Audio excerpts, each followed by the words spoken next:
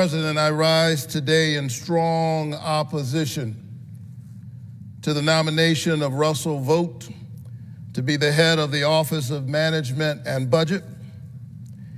His leadership will only continue the disruption that is hurting Georgians in every corner of my state, even as I speak. Over the past 2.5 weeks, my state has been plagued by chaos, by confusion that has harmed Georgia families and Georgia workers and organizations serving their communities. We are witnessing right now a careless and heartless assault on federal investments and a freeze of government funding that has already been appropriated by Congress to help Georgia seniors, veterans, students, and so many more. Let's be clear, these are funds that have already been appropriated. We've already gone through the legislative process. And somehow the president has created this new process in which he says, I don't care what Congress has done. I don't care what laws have been passed. It has to come back by me through the OMB manager. This cannot stand. And I'm afraid that these undemocratic antics will only continue if the Senate confirms Raphael Warnock to be head of the Office of Management and Budget. Vought is one of the architects of Project 2025, which initially President Trump ran away from. You know a politician's program is really bad when he won't even admit that it's his program. But as soon as he's elected, surrounds himself by the very architects of the program that he denied during the election was his. He's now nominated the very people who wrote the playbook for reshaping our entire democratic republic into their dystopian image. This is radical. This is extreme. This is undemocratic. And I dare say that the people of Georgia who elected me and the people of Georgia who elected Donald Trump did not vote for this. But just as we warned, his dangerous plans are playing out in real time. This is exactly what they said they were going to do. Some didn't believe them. Even after they attempted to gaslight the American people into thinking otherwise, here we are in no time flat. Now, I believe in democracy. I often say that democracy is the political enactment of a spiritual idea, the notion that each of us has within us a spark of the divine. And if we have a spark of the divine, if we were created in what theologians call the imago Dei, the image of God, we all ought to have a voice in the direction of the country and our destiny within it. And so I respect elections. They have consequences. I know as a result of what happened on November 5th, things will happen that I don't agree with. I'm not mad about that. I'll push and stand and speak about the direction I think the country should go in. But elections do have consequences. But people are tired of what happens here in Washington, D.C. What all of us ought to be able to agree on is that once we've gone through the legislative process, that process of 3 co-equal branches of government ought to be respected. I don't care if the president is a Republican or a Democrat. And so, there's no question that there's a lot of pain out there. The The status quo was not and is not working for Americans. And that's been the case for a long time. Folks have seen wealth trickle up and pain trickle down. And they've seen an increasing disconnect between what they need from their government and what they're able to get from their government. We can't even get movement on the things that Americans on the left and the right agree on in this country. A Fox News poll reported, and you don't often hear me quote a Fox News poll. Fox News poll said that Americans on both sides of the aisle believe that we ought to have background checks. But after one school shooting after another, we can't get any movement on that in this chamber. It suggests that somebody other than the people is trying to own the democracy, squeezing the voices of the people out of their own democracy. That's why what's happening right now is so deeply concerning. And if you're not concerned, you're not paying attention.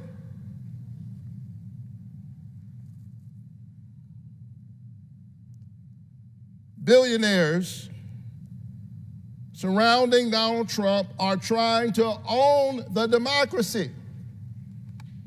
They're trying to move the vision of this country away from citizenship to ownership.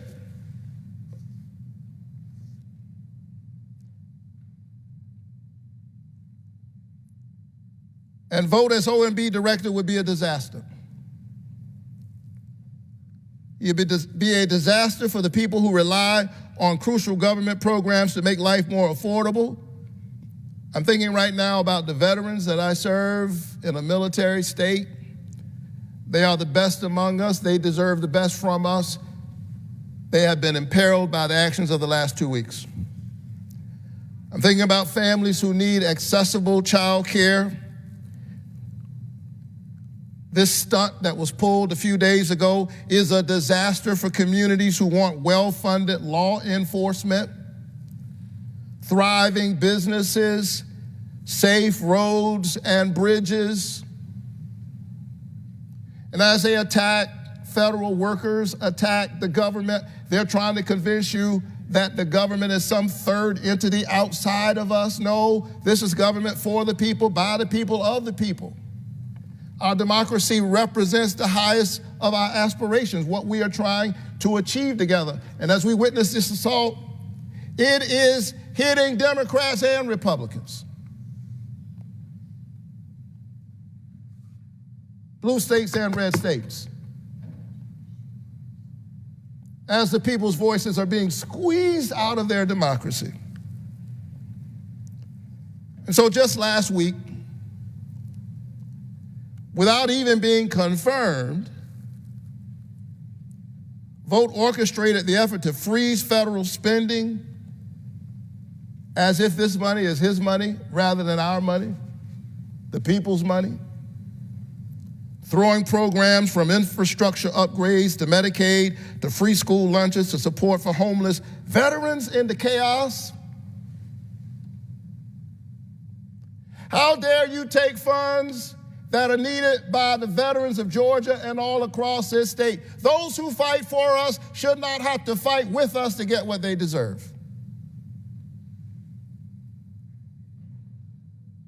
With the power of the OMB, he would enact even more harmful policies. If he is behaving with this kind of reckless disregard for the law right now, what do you think he'll do if we confirm him?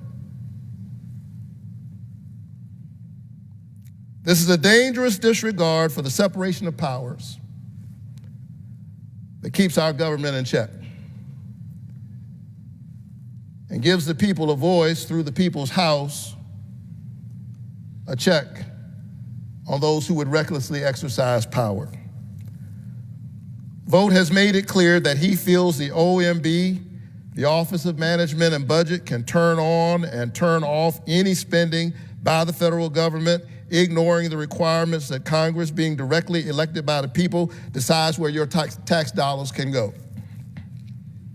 In 2024, listen, in 2024, he even published an article stating we are living in a post-constitutional time. That's dangerous rhetoric from a dangerous man. I beg to differ. I believe in our Constitution. Hard fought and hard won.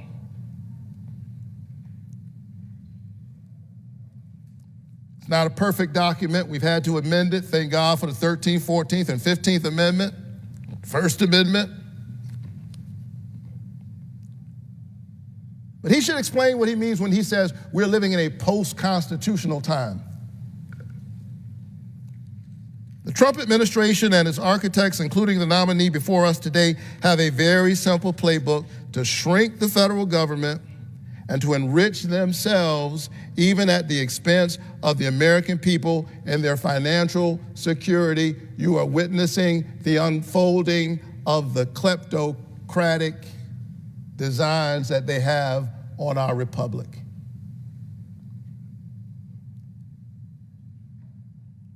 And God help us if we just stand by and allow it to happen. So what's their first step in getting that done? The Trump administration is telling civil servants like the people who inspect your food or monitor diseases like bird flu or care for veterans at the VA to accept a meager buyout or risk being fired. All while an unelected billionaire posing as co-president accesses your private data at the Treasury Department. Russell Vought said in 2023 that he wanted federal workers to, quote, be traumatically affected. That's what he said about your neighbors. That he wants them to be traumatically affected, and when they wake up in the morning, he said, we want them to not want to go to work because they are increasingly viewed as the villains. They're saying the quiet part out loud. Well, I've got news for Mr. Vought. The people who staff our VA hospitals are not villains. The people who keep our food safe so much that we Americans don't even think about it are not villains. The people who keep our water clean are not villains. The people who keep our military bases operating are not villains. A couple of days ago, my office started to receive a flood of calls from federal employees, friends of mine who do great work at the CDC and other places called me directly. Folks who do noble work every single day. Out of a deep sense of patriotism, certainly not pay. Out of a deep sense of commitment to the covenant we have with one another. In the wake of this assault, they began to call. These are folks who, in their moment, are finding themselves attacked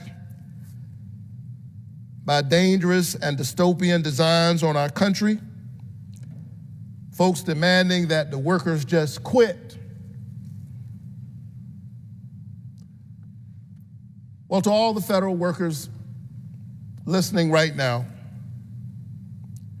let me say to you that not only do they want you to quit, more importantly, they want you to surrender. And you must never, ever surrender. You must never give in to the forces that would weaponize despair so that they can have their way and create a country that we will not even recognize. This is the people's house. This is the people's democracy. And the people have to stand up and say it belongs to us. Even the people with whom we disagree, this is our house. The democracy is the framework in which we get to fight, in which we get to have the great arguments, about guns and butter, about how to spend the budget. We get to have these robust family arguments, and they get rambunctious from time to time in order to avoid violence. That's the American way. What we are seeing over the last 2 weeks is its own kind of violence.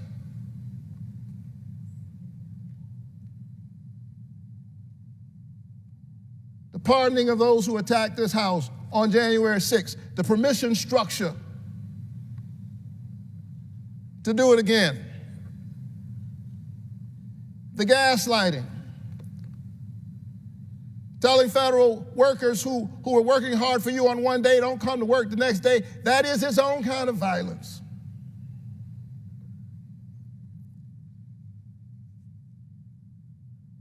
And it must be condemned by all Americans who believe in the covenant we have with one another. And so when we're talking about federal workers, we're talking about hardworking folks I know.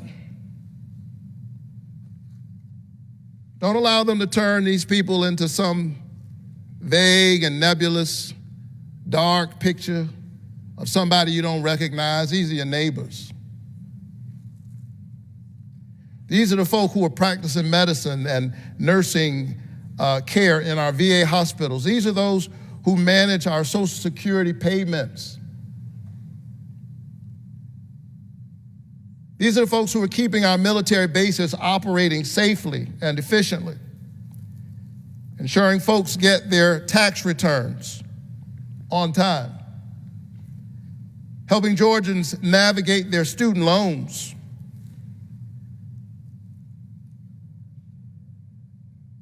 keeping our airports operating safely, providing critical support for our children, assisting farmers with loans, protecting our public health system and our public schools, eradicating diseases that know no borders, protecting our clean air and water. These are your neighbors. These are your family members. These are not villains. Always be wary of politicians who tell us to be afraid of each other.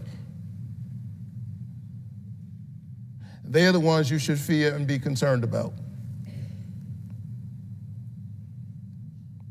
These are people throughout Georgia, our nation's capital, and scattered across the country, dedicated to healthy and safe communities and helping build that more perfect union we claim to aspire to.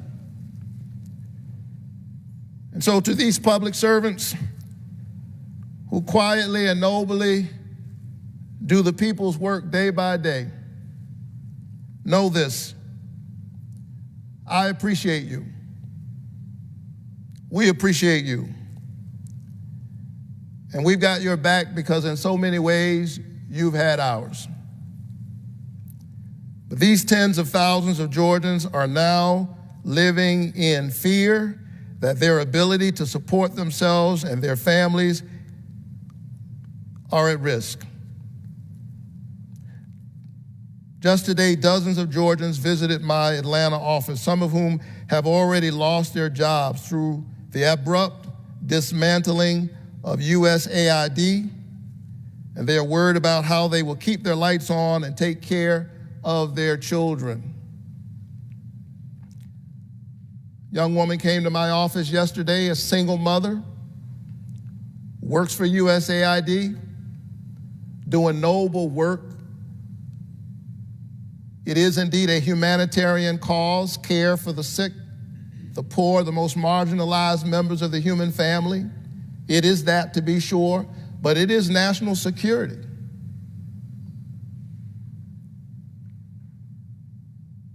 It is keeping us safe as Americans.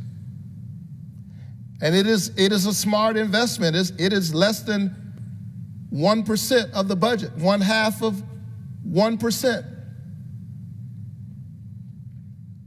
And for that, we get programs like PEPFAR, program that is perhaps the greatest humanitarian relief program in human history, saving millions of lives on the African continent, which pays dividends for us. These diseases know no borders. This young woman that I met yesterday came to my office, single mother. She was doing her work one day, and then she went to the doctor, and the doctor saw something in her test that was concerning and said, I need you to come back in a couple of days and get some more tests.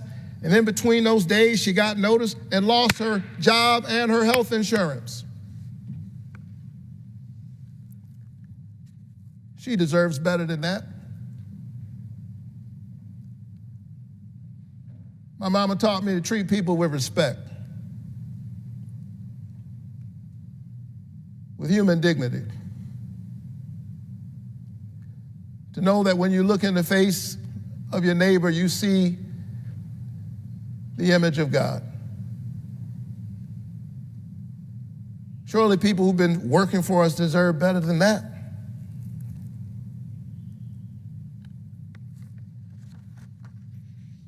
So people are anxious. People are concerned. Know that you are valued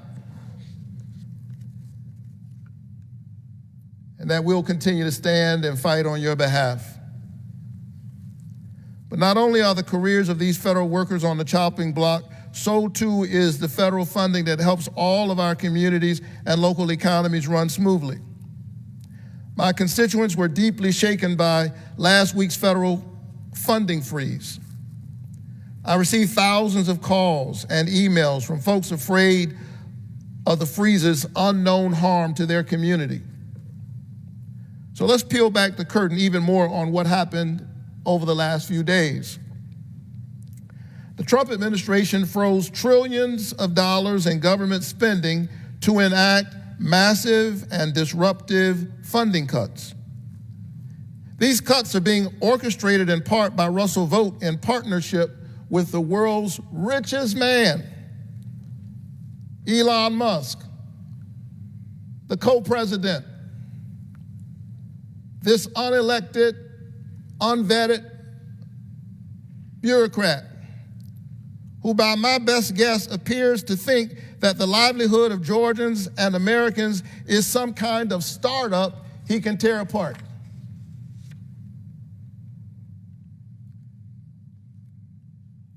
So if you want to get a sense of who President Trump is looking out for, look at who he's surrounding himself with. On that stage when he was inaugurated, you saw them, some of the richest people in the world. They were the ones who had proximity. Well, proximity matters. You can tell a whole lot about the character of a person's public service based on the people who can get close to them. The folks who get to speak into their ear. If you want to know who Donald Trump is working for, look who he's surrounding himself with. The likes of Elon Musk, the billionaire, the richest man in the world, who's now telling us, the rest of us, that we need to tighten our belts. How quaint. President Trump isn't serving you, he's serving them. He's serving those in our country who are well off and who don't play by the rules, and putting at risk basic programs that help folks send their kids to school, keep food affordable, and lower their energy bills. In fact, the other day, as a member of the banking committee, I asked President Trump's nominee for Treasury Secretary, who manages the finances for the entire United States government, if in the administration's supposed quest to cut federal spending and give it back to the American people, would he agree with allowing the Trump tax cuts to expire for the wealthiest Americans? If you're concerned about the federal deficit, are you willing to let the tax cuts put in place by Trump during his first term to expire for the wealthiest of Americans? Perhaps we could return to the tax policies that we had during the Bush administration, even if just by $1. And when I asked the nominee that question, now Secretary Bessent, he said, no, we can't afford to allow those tax cuts to expire. I said, what about folks making over $400,000 a year? He said, no. I said, what about millionaires? He said, no. I said, well, what about billionaires? No. So when Elon Musk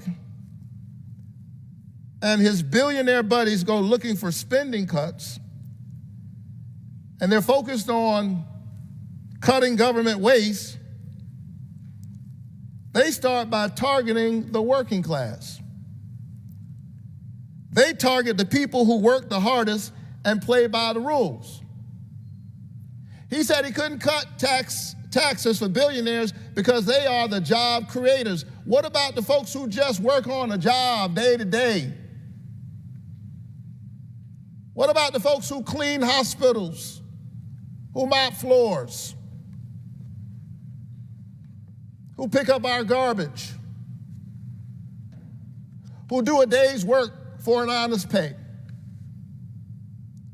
Why is it that those at the top deserve so much more than those who are working at the bottom? Those in the middle. Hardworking Americans who play by the rules. Already we've seen Secretary Bessent give the world's richest man the keys to the kingdom, allowing him to prowl around in the sensitive data and systems of the Treasury Department. Who ever heard of any such thing as this? What is a billionaire doing with access to the system that handles grandma's Social Security check?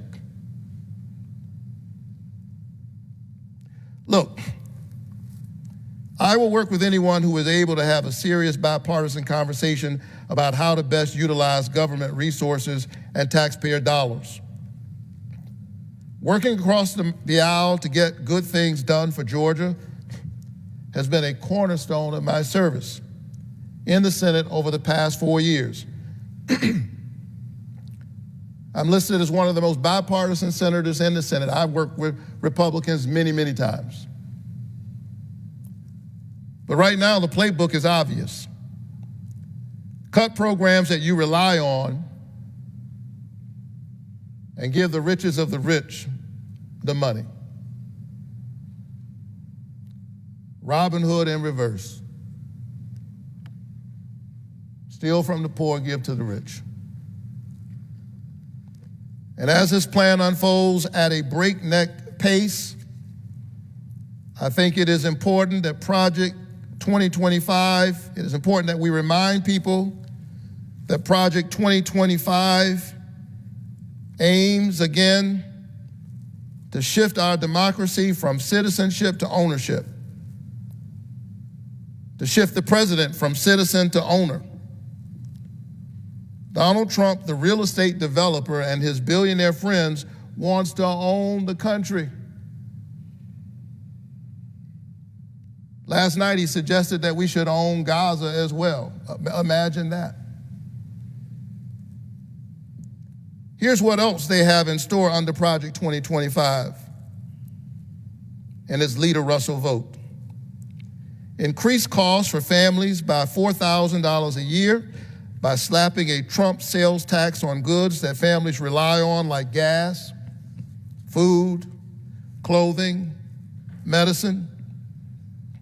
Cuts to Social Security and Medicare, hurting hundreds of thousands of Georgia seniors.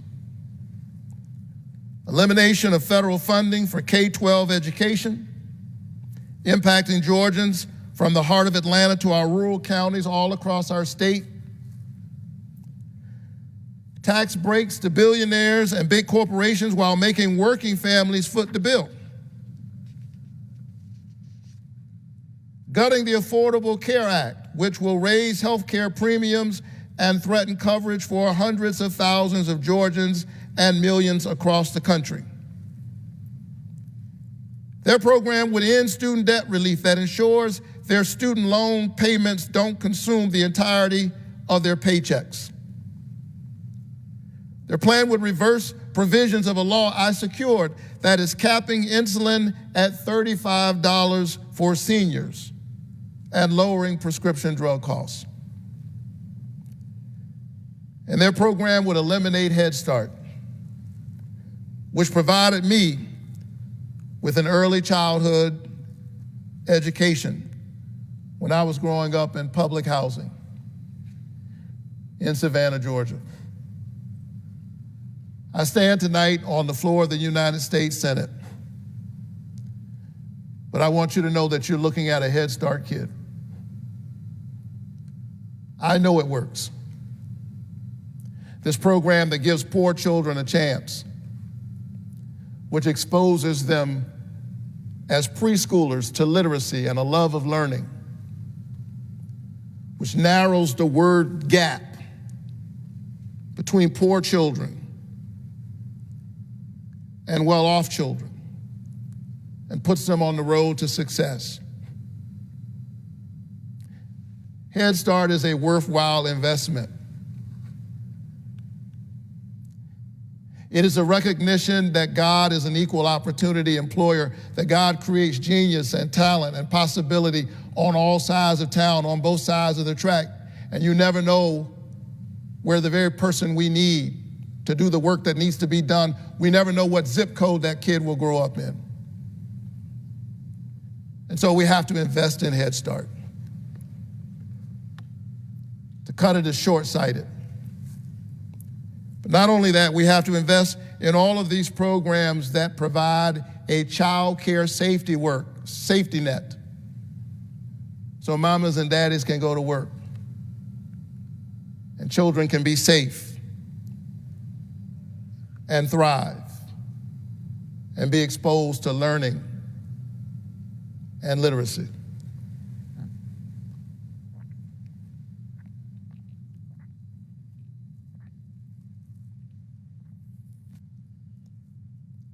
And so I was deeply moved when I began to get calls from folks involved in providing child care to our kids all across our state. Child care centers in neighborhoods, some forgotten, where people get up every day and go to work and they do their best. I heard from Sweetie Pie's Learning Center in Macon, Georgia. They rely on federal funding for child care services. But this freeze meant that they missed their regular check that covers food costs, which left employees scrambling to make plans on how they can make ends meet while still caring for children in this community. I'm thinking now about the folks I heard from in Learning Hive in Lawrenceville, another child care center, navigating this chaos. Delayed payments for child care and parent services. And if the freeze remained in effect, they would only have enough money to make payroll for 2 weeks. 2 weeks until your child is without care. Think about that. As myself, a working father of 2 young children, I cannot imagine the stress and the confusion that would bring. To put food on the table, keep a roof over your heads, and make sure your kids have a safe place to learn and play while you make it happen. I'm thinking about the folks at Easter Seals Child Care Center in Clarkston, who are counting on this funding also for fresh meals for children living at 100% below the federal poverty level. These kids risk going hungry in the wealthiest nation on the planet. So let me be clear. Project 2025 is no longer theoretical. It is unfolding right before our very eyes in real time. We are seeing these policies implemented every day, and the president who claimed to disavow Project 2025 is putting its chief architect in charge of administering the federal budget.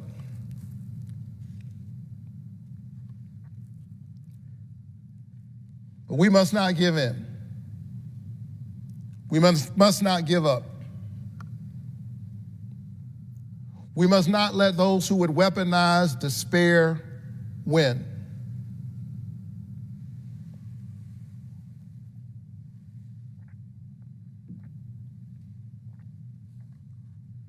For many, it's dark right now. But my faith teaches me that the light shines in the darkness, and the darkness overcometh it not. And so let me say that even in a time like this, I am incredibly and immeasurably blessed because I get to do this work.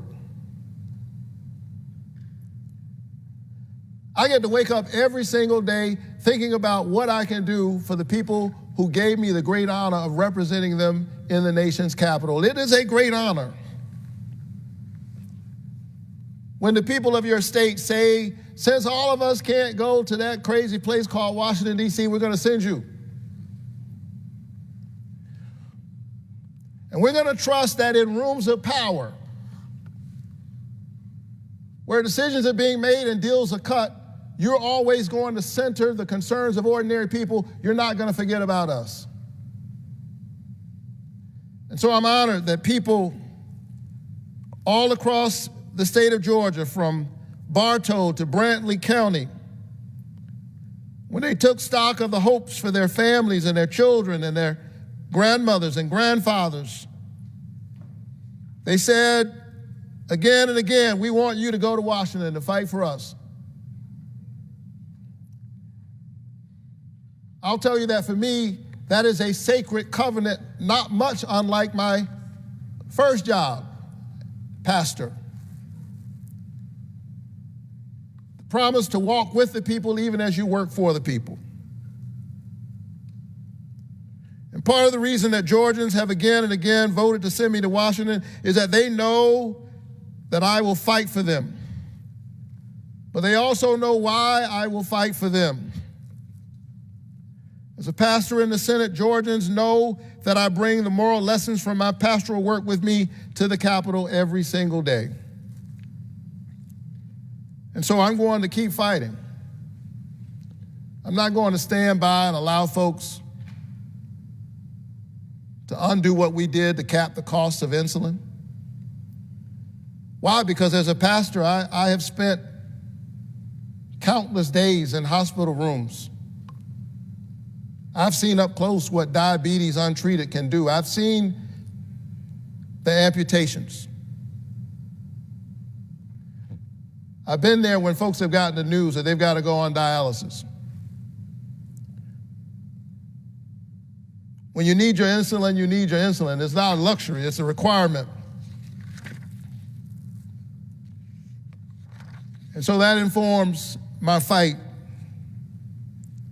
When I cast my vote to fund programs that range from supporting law enforcement to veterans, from making food and housing more affordable to ensuring every kid has a fair shot at making it on a college campus or a technical college, I see these votes as an extension of my pastoral work.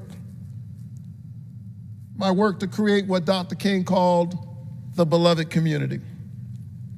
A world where everyone is cared for and all of God's children can thrive. It is an honor when the people send you here to represent ordinary people. And that is why I take such great offense to the illegal and immoral actions that I've seen over the last few days to try and freeze federal funds that center the needs of ordinary people for the purpose of enriching our country's wealthiest individuals. I'm a Matthew 25 Christian. I was hungry, and you didn't feed me. I was sick, and I was in prison, and you didn't visit me. I was a stranger, and you did not welcome me. And then there are those who will ask the master, Master, when were you hungry? When were you thirsty? When were you sick with a pre-existing condition and nobody came to see about you? When were you in prison? When were you a stranger, an immigrant? The answer of Matthew 25 says, inasmuch as you've done it unto the least of these, you've done it also unto me.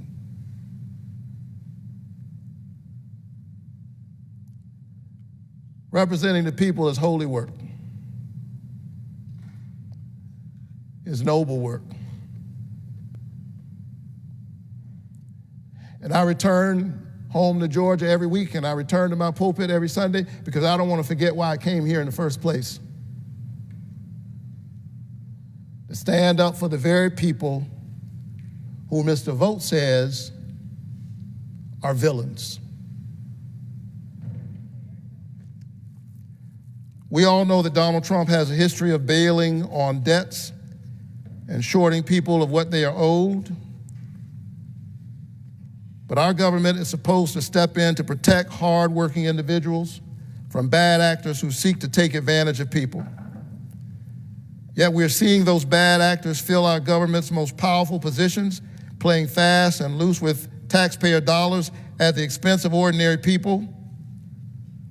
This is not how the most powerful government in the world ought to serve its people. The reality is this new level of Washington's dysfunction has real-world consequences that extend beyond Washington politicians. Georgia's economy does not stop just because Washington is exercising a kind of chaos. While we're trying to get our act together up here, guess what? Farmers still need crop insurance. Child care workers and community health centers still need to make payroll. Our roads and our bridges and pipes still need repairs. When federal investments are put in limbo, the stability of our states and local communities are also put in jeopardy. And let me be clear, the Trump administration has demonstrated that it will try this again and again and again, and when they do, the business community will suffer and Georgians will be out of their jobs unless we stand up and say no. If this federal funding freeze continues as Russell Vought hopes, the impact will be felt hardest by those who can least afford it. It's easy in all the bluster of the Beltway to forget who is actually bearing the brunt of Donald Trump's actions. Delays in funding are not just inconvenient. They create anxiety, instability, and they cost the jobs of our friends, our families, and our neighbors. And be very clear, this is all unconstitutional. So why are so many of our colleagues across the aisle surrendering their constitutional responsibility that their voters elected them to carry out? When my colleagues remain silent while this new administration breaks the law, they are sacrificing their duty to their constituents in service to one man occupying 1600 Pennsylvania Avenue. Well, I don't work for him. And I don't work for some oligarch threatening to run for my seat or run somebody for my seat. I work for the people of Georgia. And it's this obsession with power. It is this obsession with election, the next election, that has left us in this place in which we find ourselves tonight.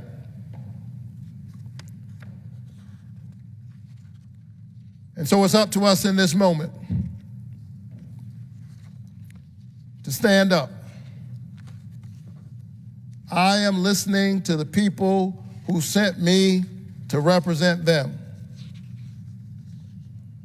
I'm thinking about those who do the work every single day.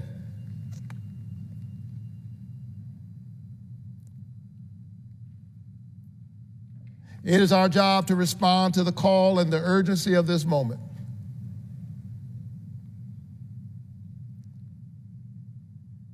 History will not treat us kindly if we are silent at a time like this.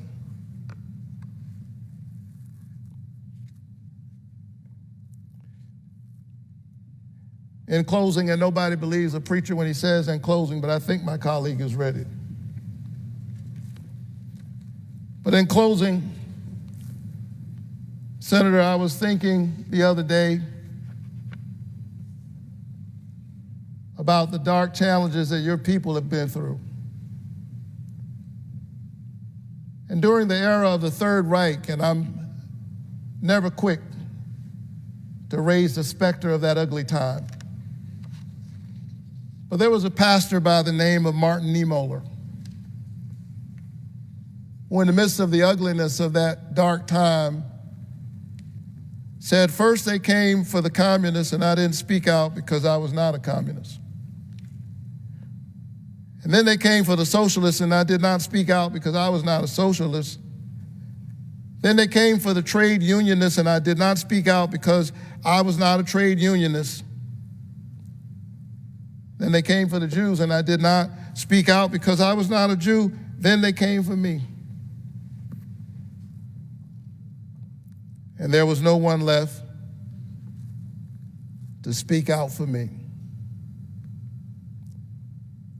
When they come for one of us, they come for all of us.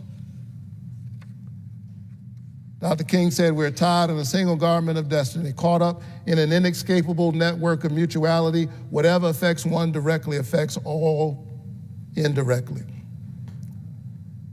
Ironically and tragically, we learned from COVID-19, a deadly pandemic airborne, that if my neighbor is sick, not only is she sick, I'm potentially imperiled. That doesn't make my neighbor my enemy. That means that in my enlightened self-interest, I ought to be concerned about her health care. I ought to want her to be covered so I can be covered. We're all in this together. And so we must stand up in this defining moment and resist those who would have us to be afraid of one another because of our differences, because of our diversity, and know that we are one people. That's the American way. Mr. President, I yield the floor.